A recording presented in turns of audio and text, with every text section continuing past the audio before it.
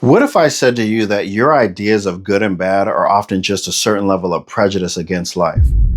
Now, that does not mean that wisdom is not real, and it doesn't even mean that morality is not real.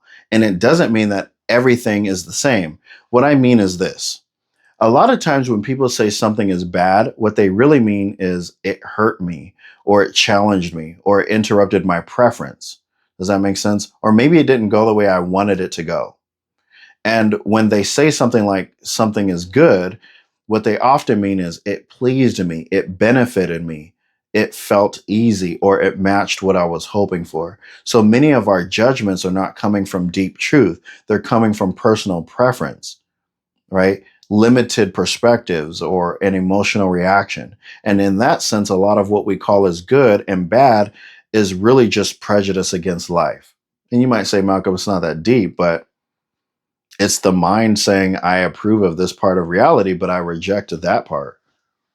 I welcome this. I resist that. I call this worthy. I call this unacceptable. But life is bigger than your immediate interpretation of it, because some of the things you once called bad ended up building you. Some of the things you called painful ended up revealing you. And some of those things you once resisted ended up maturing you. And some of those things you once called good ended up weakening you, distracting you, and keeping you asleep. So the problem is not always the event. The problem is often our premature judgment. We label too quickly. We decide too early. We react before we understand. And because of that, we suffer not only from life itself, but we suffer from the meanings we attach to life while we are in it. And this is why people stay bitter. This is why people stay offended. This is why people keep fighting reality. They're not fighting what happened. They're fighting the fact that life did not conform to their preference. But growth requires something deeper. Growth requires the humility to admit that your first interpretation may not be the final truth.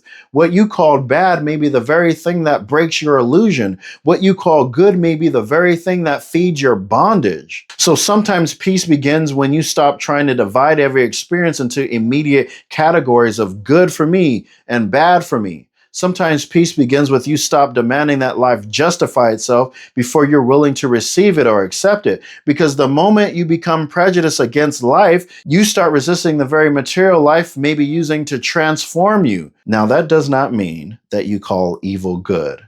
It means you become slower to judge, slower to label, slower to make your comfort the measure of truth. In my Titan community, we have an insider language called the comfort lie. That's the enemy.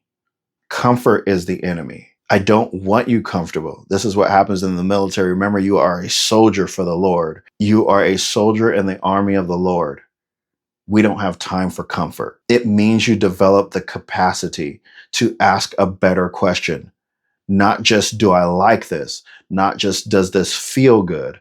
Not just, did this match my preference? Because I guarantee you that's not what Jesus modeled. That's why he told us to turn the other cheek. That's why he told us to go the extra mile. That's why he told them, you forgive 70 times 7. And it's not even that you forgive 490 times. But the question is, what is this producing in me? What is this revealing? What is this teaching? How am I interpreting this? And is my interpretation helping me see clearly or just react quickly? Because a lot of suffering comes from trying to force life to fit our categories instead of learning how to meet life with awareness. So yes, your ideas of good and bad may sometimes be nothing more than a certain level of prejudice against life. And maturity is learning how to loosen that prejudice enough to see more clearly. Titans aren't born, they're forged.